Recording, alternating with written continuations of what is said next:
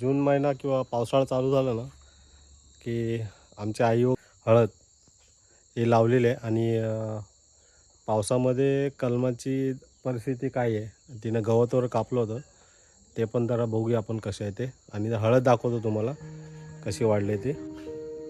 हे बघू शकता, हळद लावली आईने.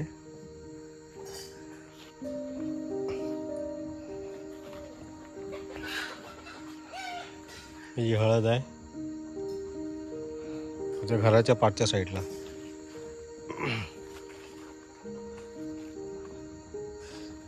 कारण मेमध्ये आलो होतो त्यावेळेस तुम्ही बघितलं असेल मे महिन्याचा व्हिडिओ.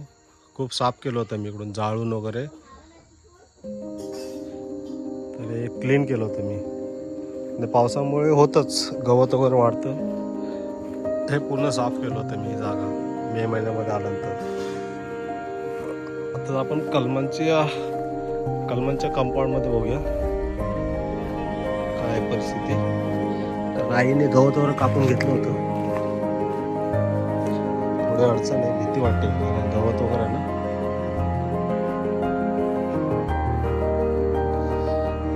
चला जाऊया आंब्यामध्ये. इथे एक आंबा होता, जाळला होता, त्याचा व्हिडिओ बघितला असेल तुम्ही. आणि आईने एक मशीन असते गवत कापण्याची, त्या मशीनने पूर्ण गवत कापून घेतले. आणि हे कलम आहेत.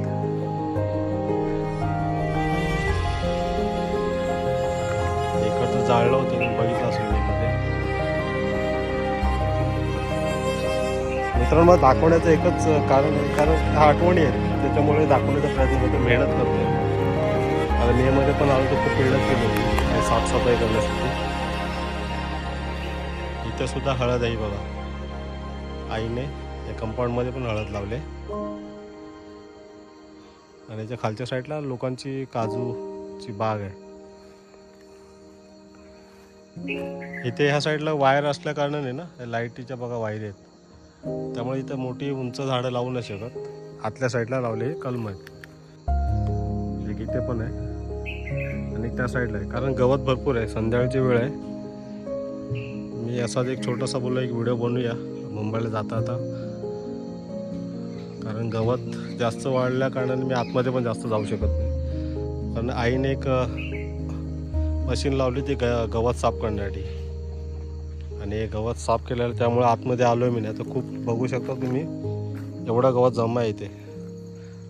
जसे हळदीची रोपं वाढलेत ना, त्याप्रमाणे इथे गवत होतं बघा आजूबाजूला.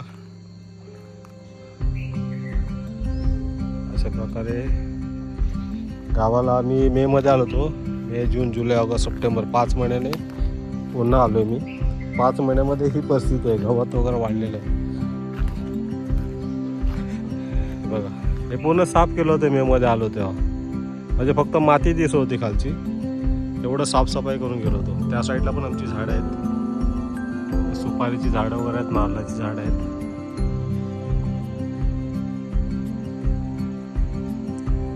ठाण्यामध्ये एवढं गवत वाढलं आहे. पाऊस पण भरपूर आहे गावी. आज थोडासा थांबला आहे पाऊस, नाहीतर कंटिन्यू पाऊस. जसा मुंबई ठिकाणी पाऊस पडतो ना, तसा पण पाऊस इथे गावच्या ठिकाणी पडतोय. ते बघू शकता. मे महिन्यामध्ये मी घाम गळे पण पूर्ण जाळून साफ केलं होतं.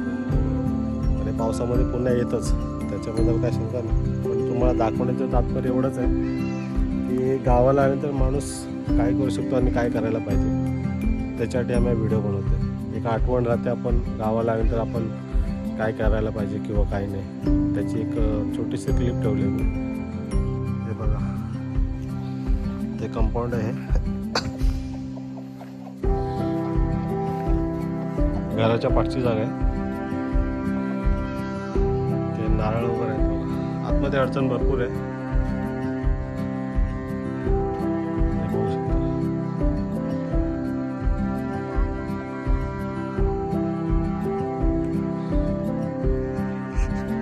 हे सगळं साफ केलं होतं मी मे महिन्यामध्ये बघा.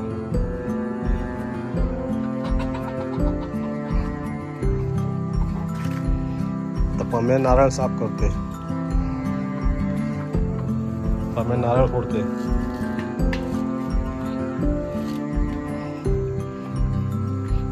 लाकडं जमा करते जाळायला. हे लाकडासाठी पण बनवलं होतं मे महिन्यामध्ये. लाकडामध्ये आता जूनमध्ये आपल्या लाकडं कामाला येतात म्हणून मे महिन्यामध्ये येऊन करून जातो.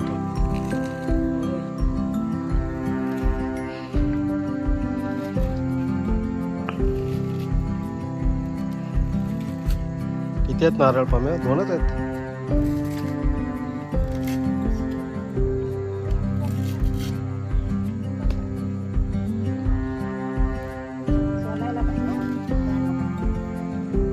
कारण गावाला आल्यानंतर पावसाळ्यामध्ये लागणारी लाकडं हे आपल्याला जमा करावं लागतं. सुकी लाकडं येतात.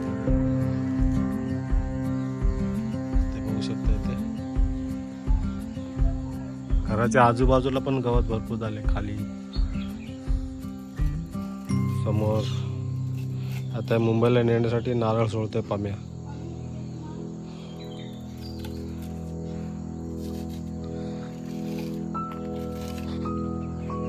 घराच्या समोर सुद्धा दाखवतो. इथे नक्की झाड होते एक आंब्याचं आमच्या. हे बघा हे झाड होतं भरपूर मोठं होतं. वरतं ती वायरीला नडत होतं. ते आंब्याचं झाड होतं. हे तोडलं आणि त्याच्यामुळे पूर्ण मोकळं झालं इथे. हे बघा हे बघू शकता. आंब्याचं झाड होतं ना त्याची लाकडं आहेत तोडून समोर ठेवलेले आहेत. आणि घराच्या समोरचं एकदम मस्त वाटतंय.